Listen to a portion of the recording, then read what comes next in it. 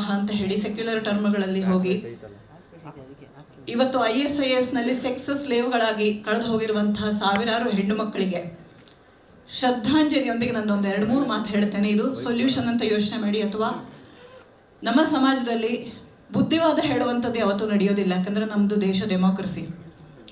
ಹುಟ್ಟಿದ ಮಗುವಿನಿಂದ ಹಿಡಿದು ಸಾಯುವ ಮನುಷ್ಯನ ತನಕ ಇನ್ನೊಬ್ಬರ ಮಾತು ಕೇಳುವಂಥದ್ದು ನಮಗೆ ಸಹನೆ ಆಗೋದಿಲ್ಲ. ಯಾಕಂತಂದರೆ ನಮಗೆ ಬುದ್ಧಿಶಕ್ತಿ ಇದೆ, ನಾನು ಸ್ವಂತವಾಗಿ ನಿರ್ಧಾರಗಳನ್ನು ತಗೊಳ್ಳಬಲ್ಲೆ. ನಮ್ಮ ದೇಶ ತಪ್ಪು ಹೋಗಿರೋದು ಅದರಲ್ಲಿ.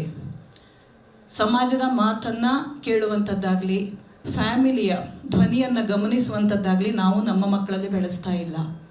ಇಂಡಿವಿಜುವಲಿಸ್ಟಿಕ್ ಸ್ವಂತಿಕೆಯನ್ನು ಬೆಳೆಸುವಂಥದ್ದು ಇದು ಹೆಗ್ಗಳಿಕೆ ಅಂತ ತಿಳ್ಕೊಳ್ತೀವಿ. ನಾನು ಬಹುಶಃ 50 ವರ್ಷದ ಹಿಂದಕ್ಕೆ ಹೋಗ್ತೇನೆ. ನಮ್ಮ ತಂದೆಗೆ ನಾವಿಬ್ಬರು ಹೆಣ್ಣು ಮಕ್ಕಳು ತುಂಬ ಸ್ವತಂತ್ರವಾಗಿ ಬೆಳೆಸಿದ್ರು. ಎಷ್ಟು ಸ್ವತಂತ್ರವಾಗಿ ಬೆಳೆಸಿದ್ರು ಅಂತಂದರೆ, ಕಾಲೇಜಿಗೆ ಹೋಗ್ಬೇಕಾದ್ರೆ ನಾನು ಬುಲೆಟ್ ಬೈಕ್ ಹಿಡ್ಕೊಂಡು ಮೈಸೂರೆಲ್ಲ ಓಡಾಡ್ತಿದ್ದೆ. ಗಂಡು ಹುಡುಗಿ ಅಂತ ಅನ್ನಿಸ್ಕೊಂಡಿದ್ದೆ. ನಾನು ಟ್ರೆಡಿಷ್ನಲ್ ಆಗಿ ಮದುವೆ ಮಾಡ್ಕೊಂಡಾಗ ನನ್ನ ಕ್ಲಾಸ್ಮೇಟ್ಸ್ ಕೇಳಿದ್ರು, ನಾನೇನು ನೀನು ಬಹಳ ಕ್ರಾಂತಿ ಮಾಡ್ತೀಯ ಅಂತ ಅಂದ್ಕೊಂಡ್ರೆ, ಅಯ್ಯೋಯ್ಯೋ ಯಾರೋ ಅಯ್ಯೋರು ಹುಡುಗನ ಇಟ್ಕೊಂಡು ಟ್ರೆಡಿಷ್ನಲ್ ಆಗಿ ಮದುವೆ ಆಗೋದಿಲ್ಲ ಅಂತ ತುಂಬ ಜನ ನನ್ನ ಹತ್ರ ಕೇಳಿದ್ರು.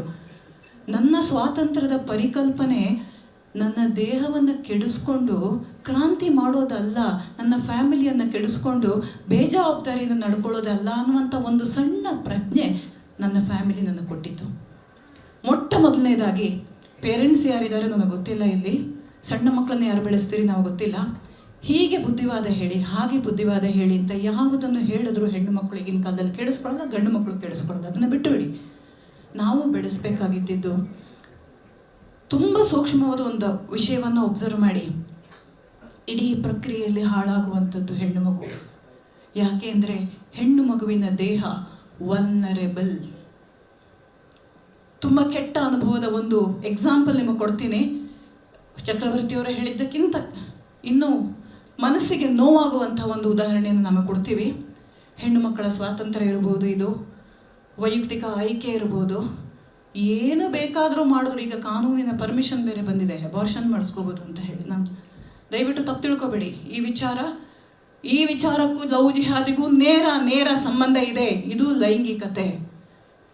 ಮೊಟ್ಟ ಮೊದಲನೇದಾಗಿ ದೇಹದಲ್ಲಿ ಹಾರ್ಮೋನುಗಳು ಬೆಳೀತಾ ಇದ್ದಾಗ ಹೆಣ್ಣು ಮಕ್ಕಳಿಗೆ ವಿದ್ಯಾಭ್ಯಾಸ ಯಾವುದರಲ್ಲಿ ಕೊಡಬೇಕಂದ್ರೆ ದೇಹದ ಮೇಲೆ ಅಭಿಮಾನ ಬೆಳೆಸಬೇಕು. ನೋಡಪ್ಪ, ನಿನ್ನ ದೇವಸ್ಥಾನ ಇದನ್ನು ನೀನು ಸಮಾಜವನ್ನು ಬೆಳೆಸಲಿಕ್ಕೆ, ನಿನ್ನ ಫ್ಯಾಮಿಲಿಯನ್ನು ಬೆಳೆಸಲಿಕ್ಕೆ, ನಿನ್ನ ಧರ್ಮವನ್ನು ಬೆಳೆಸಲಿಕ್ಕೆ, ನಿನ್ನ ಮನೋಗತವನ್ನು, ನಿನ್ನ ಪ್ರೊಫೆಷನಲ್ ಡಿಮಾಂಡ್ಗಳು ಏನಿದೆಯೋ ಅದರ ಜೊತೆಗೆ ನಿನ್ನ ಡಿಗ್ನಿಟಿಯನ್ನು ನೀನು ಉಳಿಸ್ಕೋಬೇಕು ಅಂತನ್ನುವಂಥ ಪಾಠ ನಾವು ಸಮಾಜದಲ್ಲಿ ಕೊಡಬೇಕು.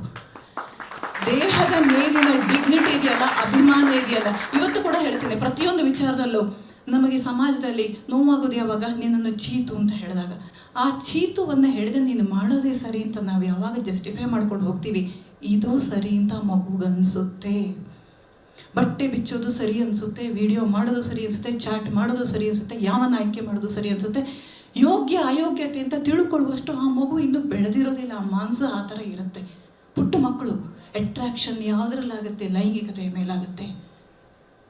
ಇತ್ತೀಚೆಗೆ BWSSB ಒಬ್ಬರು ಇಂಜಿನಿಯರ್ ನನಗೆ ಸಿಕ್ಕಿದ್ರು. ರಾತ್ರಿ 11 ಗಂಟೆಗೆ ಕಾರ್ಯಾಚರಣೆ ಮುಗಿಸ್ಕೊಂಬರ್ತಾ ಇದ್ರು. ನಾನು ಯಾರ ಹತ್ರ ಮಾತಾಡ್ಕೊಂಡು ಮನೆಯಿಂದ ಹೊರಗೆ ನಿಂತಿದ್ದೆ. ಇಷ್ಟು ಲೇಟ್ ಆಯ್ತಲ್ಲ ಸರ್ ಅಂದರೆ, ಒಂದು PG ಹತ್ರ ಹೋಗಿದ್ವಮ್ಮ. ನೀವು ಹೇಳಿದ್ರೆ ನಂಬೋದಿಲ್ಲ ಅವ್ರು ಏನು ಘಟನೆ ನನಗೆ ಹೇಳಿದ್ರು ಅಂತ. ಕಮೋಡ್ನಲ್ಲಿ ಫ್ಲಶ್ ಮಾಡಿದಾರಮ್ಮ, ತಲೆಬುರುಡೆ ಬ್ಲಾಕ್ ಆಗಿದೆ, ಡ್ರೈನೇಜ್ ಅಂತ ಹೇಳಿದ್ರು.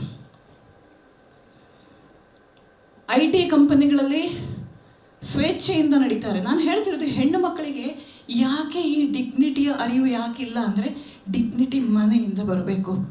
ನಾವಿಬ್ಬರು ಗಂಡ ಹೆಂಡತಿಗಳು ಕೆಲಸ ಮಾಡ್ತೀವಿ, ಸಂಪಾದನೆ ಮಾಡ್ತೀವಿ, ರೊಕ್ಕ ಸಂಪಾದನೆ ಮಾಡ್ತೀವಿ, ಅರ್ಧ ಜೀವ ಆಗಿರ್ತೀವಿ. ಸಂಜೆ ಹೊತ್ತು ಮನೆಗೆ ಬರೋದಕ್ಕೆ ಊಟ ತಿಂಡಿ ಅಡುಗೆನೇ ಇಲ್ಲ ಈ ದೇಶದಲ್ಲಿ. ಇವಾಗ ನಾನು ತುಂಬ ಜನ ವರ್ಕಿಂಗ್ ಕಪಲಲ್ಲಿ ನೋಡಿದ್ದೀನಿ, ಮನೇಲಿ ಅಡುಗೆ ಮಾಡೋದಿಲ್ಲ, ಸ್ವಿಗ್ಗಿನ ತರಿಸ್ತೀರ. ಇವತ್ತು ಸ್ವಿಗ್ಗಿಯಿಂದ ಡೆಲಿವರಿ ಮಾಡೋ ಹುಡುಗರು ಡ್ರಗ್ಸ್ ತಂದು ಕೊಡ್ತಾರೆ ನಿಮ್ಮ ಮಕ್ಕಳಿಗೆ. ನಿಮಗೆ ಗೊತ್ತಿದೆಯಾ? ಇದು ಗಂಡಾಗಲಿ ಹೆಣ್ಣಾಗಲಿ ತಲೆ ಹಾಳಾದ್ಮೇಲೆ ಸಾಯಂಕಾಲ ಖುಷಿಯನ್ನು ಹುಡುಕ್ತವೆ ಮಕ್ಕಳು. ನಮ್ಮ ನೀಡ್ ಏನಿರುತ್ತೆ, ನಮ್ಮ ನೀಡ್ ಏನು? ಚಿಕ್ಕ ಮಕ್ಕಳಿದ್ದಾಗ ಖುಷಿ ಕೊಡಬೇಕು, ಖುಷಿ, ಉಲ್ಲಾಸ ಅಂದರೆ ಏನು? ಆ ಉಲ್ಲಾಸದ ಪರಿಕಲ್ಪನೆ ಬದಲಾಗಿದೆ ನಮ್ಮಲ್ಲಿ. ದೇಹ ದಂಡಿಸೋದಿಲ್ಲ ಈಗಿನ ಮಕ್ಕಳು, ಕೂತ್ಕೊಂಡು ಖುಷಿ ಪಡಬೇಕು. ಹೇಗೆ? ವಿಡಿಯೋ ಗೇಮ್ ಮಾಡಬೇಕು. ಚಿಕ್ಕ ಮಕ್ಕಳ ಕೈಲಿ ಕೊಟ್ಬಿಡ್ತಾರೆ ಮೊಬೈಲು. ಅದು ಆಟವಾ? ಆಟ ಅಂದರೆ ಏನು? ಮೈ ಬೆವರಬೇಕು, ಅಷ್ಟು ಅಂಗಾಂಗಗಳು ಆ್ಯಕ್ಟಿವ್ ಆಗಿರಬೇಕು, ಮನಸ್ಸಿಗೆ ಹೃದಯಕ್ಕೆ ಬ್ಲಡ್ ಸರ್ಕ್ಯುಲೇಷನ್ ಸರಿಯಾಗಿ ಆಗಬೇಕು. ಆವಾಗ ದೇಹ ಕೊಡುವಂಥದ್ದು ಉಲ್ಲಾಸ. ಅದನ್ನು ಬಿಟ್ಟು ಎಲ್ಲ ಚಟಗಳಿಗೆ ಮಕ್ಕಳು ಯಾಕೆ ಹೋಗ್ತವೆ? ನಿಮ್ಮ ಮಕ್ಕಳನ್ನು ನೀವು ದುಡಿಸೋದಿಲ್ಲ. ಅಯ್ಯೋ ನನ್ನ ಮಗಳು ಕೆಲಸ ಮಾಡಬಾರ್ದು, ಅಯ್ಯೋ ಓದ್ತಾ ಇದ್ದಾಳೆ, ಎಕ್ಸಾಮ್ ಬಂತು. ತಾಯಿಯಂದರಿಗೆ ಬಾರಿಸ್ಬೇಕು ಮೊದಲು. ನಾನು ಹೇಳುವಂಥದ್ದು ಇದು, ಕಲಿಸ್ರಿ ಕೆಲಸ ಮನೆಯಲ್ಲಿ, ಇನ್ವಾಲ್ವ್ ಮಾಡಿ. ಮನೆ ಅಂದ್ರೇನು, ಫ್ಯಾಮಿಲಿ ಅಂದ್ರೇನು, ಪ್ರೀತಿ ಅಂದ್ರೇನು, ವಿಶ್ವಾಸ ಅಂದ್ರೇನು, ಉಲ್ಲಾಸ ಅಂದ್ರೇನು ಅನ್ನೋದನ್ನು ಅವರಿಗೆ ಫಿಸಿಕಲ್ ಆಗಿ ಹೇಳ್ಕೊಡಿ. ದೇಹವನ್ನು ದುಡಿಸಿ, ದುಡಿಸಿ, ಮನಸ್ಸನ್ನು ದುಡಿಸಿ ಹೇಳಿಕೊಟ್ರೆ ಬರುವ ವಿದ್ಯೆ ಅಲ್ಲ ಇದು, ನಡೆದು ತೋರಿಸುವಂಥ ವಿದ್ಯೆ. ಮೂರನೇದಾಗಿ, ಕೊನೆಯದ್ದು, ಸಾರಿ ಇಷ್ಟುದ್ದ ಮಾತಾಡಿದೆ, ಈ ಥರ ಕ್ರೂಯಲ್ದಿರುವಂಥ ಒಂದು ಮನಸ್ಸಿರುತ್ತಲ್ಲ, ಕ್ರೂಯಲ್ಟಿ. ಇವತ್ತು ನಾವು ಎಷ್ಟೋ ಕಡೆಯಲ್ಲಿ ಮೂವ್ಮೆಂಟ್ಗಳು ನೋಡಿದ್ದೀವಿ, ಪೇಟಾದಂಥ ಆರ್ಗನೈಸೇಷನ್ಸ್ ಬರುತ್ತೆ, ಕ್ರೂಯಲ್ಟಿ ಅಗೇನ್ಸ್ಟ್ ಆ್ಯನಿಮಲ್ಸು. ಸಣ್ಣ ಮಕ್ಕಳ ಮೇಲೆ ಕ್ರೂಯಲ್ಟಿ ಮಾಡ್ತಾರೆ. ಇವ್ರು ಯಾರು ರೋಡಿಗೆ ಬಂದಿದ್ದಾರಾ? ನಿರ್ಭಯ ಕೇಸಿಗೆ ಊರೂರು ಕ್ಯಾಂಡಲ್ ಹಚ್ಚಿದ್ರಲ್ಲ, ಶ್ರದ್ಧಾ ಕೇಸಿಗೆ ಎಷ್ಟು ಜನ ಬಂದಿದ್ದಾರೆ? ಆ ಹೆಣ್ಮಗು, ದಲಿತರ ಹೆಣ್ಮಗು ಬಂದಿದ್ದಾರಾ? ಬರೋದಿಲ್ಲ. ಯಾಕೆಂದರೆ ಗಂಡು ಮಕ್ಕಳ ಮನಸ್ಸಿನಲ್ಲಿ ಈ ಕ್ರೂಯಲ್ಟಿಯನ್ನು ಯಾವಾಗ ಹೇಗೆ ಬೆಳೆಸಿದ್ರು ಅನ್ನೋದರ ಮೂಲ ಚಿಂತನೆಯನ್ನು ಕಾನೂನು ಸಂಸ್ಥೆಗಳು ಮಾಡೋದಿಲ್ಲ, ಯಾವ ಸಂಸ್ಥೆಗಳು ಅದರ ಬಗ್ಗೆ ಯೋಚನೆ ಮಾಡೋದಿಲ್ಲ. ಅದು ಯಾಕೆ ಮುಸಲ್ಮಾನ ಹುಡುಗರಲ್ಲಿ ಮಾತ್ರ ಆ ಥರ ಒಂದು ಕ್ರೌರ್ಯ ಇರುತ್ತೆ? ಯೋಚನೆ ಮಾಡಿ ನೋಡಿ. ಅವರಿಗೆ ಚಿಕ್ಕ ಮಕ್ಕಳಿದ್ದಾಗಿನಿಂದ ಕ್ರೌರ್ಯಕ್ಕೆ ಎಕ್ಸ್ಪೋಸ್ ಮಾಡ್ತಾರೆ. ಅವರ ಮುಂದಗಡೆ ಹಸು ಕೊಲ್ಲೋದ್ರಿಂದ ಶುರು ಮಾಡ್ತಾರೆ, ಬೀಫ್ ಕಟ್ಟಿಂಗಿಂದ ಶುರು ಮಾಡ್ತಾರೆ. ಅವರಿಗೆ ಯಾವುದು ಕೊಂದರೂ ರಕ್ತದ ಮೇಲೆ ಹೆದರಿಕೆ ಇಲ್ಲ, ಅಂಜಿಕೆ ಇಲ್ಲ, ಆ ಥರ ಬೆಳೆಸ್ತಾರೆ. ಕಾನೂನಾತ್ಮಕ ಓಡಾಡುವಂಥವರು ತುಂಬ ಜನ ಇದ್ದೀರಿ ಇಲ್ಲಿ. ಸರ್ಕಾರಗಳಿಗೆ ಹೇಳಿ, exposure to cruelty to children, ಮಕ್ಕಳನ್ನು ಕ್ರೂಯಲ್ಟಿಗೆ ಎಕ್ಸ್ಪೋಸ್ ಮಾಡಬೇಡಿ ಅಂತೇಳಿ ಹೋರಾಟ ಮಾಡಿ. ಸೆನ್ಸಿಟೈಸೇಷನ್ ಸಾಧ್ಯ ಇಲ್ಲ. ಅವ್ರ ತಾಯಿ ತಂದೆಗಳು ಇಂಥದ್ರಲ್ಲಿ ಐಡ್ ಮಾಡಿದ್ರು ಅಂತಂದರೆ ನಾವೇನು ಮಾಡೋಕ್ಕಾಗೋದಿಲ್ಲ. ಆದರೆ ಧರ್ಮದ ಮಾತೆತ್ತದೆ ನೀವು ಪ್ರಯತ್ನ ಮಾಡಬೇಕು ಅಂತ ಹೇಳಿದರೆ, ಇದು ನನಗೆ ಅನಿಸಿಕೆ ಅಂತಂದರೆ ಎಕ್ಸ್ಪೋಷರ್ ಟು ಕ್ರೂಯಲ್ಟಿ. ಮನೆಗಳಲ್ಲಿ ಆ್ಯನಿಮಲ್ಸನ್ನು ಕಟ್ಟು ಮಾಡುವಂಥದ್ದು ಅದೆಲ್ಲ ಮಾಡಬೇಕಾದ್ರೆ ಪುಟ್ಟ ಮಕ್ಕಳನ್ನ ಎದುರುಗಡೆ ಇಟ್ಕೊಂಡು ರಕ್ತ ತೋರಿಸಿ ಅವ್ರಿಗೆ ಅಭ್ಯಾಸ ಮಾಡಿಸ್ತಾರೆ ನೋಡಿ. ಈ ರಕ್ತದ ರುಚಿ ಅವ್ರಿಗೆ ಹತ್ತಿರುತ್ತೆ. Anything is fine with me, I'm the king of the world ಅಂತ ಅವ್ರ ತಲೆಯಲ್ಲಿ ಬರೋಕ್ಕೆ ಶುರುವಾಗುತ್ತೆ. ನಾನು ತುಂಬ ಕೇಪಬಲ್ ಅಂತ ತೋರಿಸ್ಲಿಕ್ಕೆ ಅವನ ಹಣಾಹಣಿ ಮಾಡ್ತಾನೆ. ಆ ಸಂದರ್ಭದಲ್ಲಿ 10 ಜನ ಹೆಣ್ಣು ಮಕ್ಕಳನ್ನು ಬಳಸೋದು, 2 ಜನರ ಮರ್ಡರ್ ಮಾಡೋದು ದೊಡ್ಡ ವಿಷಯ ಆಗೋದಿಲ್ಲ. ಬೇಕಾದ ಜನ ಮಾತಾಡೋರಿದ್ದೀರಿ. ಇಷ್ಟು ಅವಕಾಶ ಕೊಟ್ಟದ್ದಕ್ಕೆ ತುಂಬ ಧನ್ಯವಾದಗಳು. ಹೋರಾಟಕ್ಕೆ ನಾವು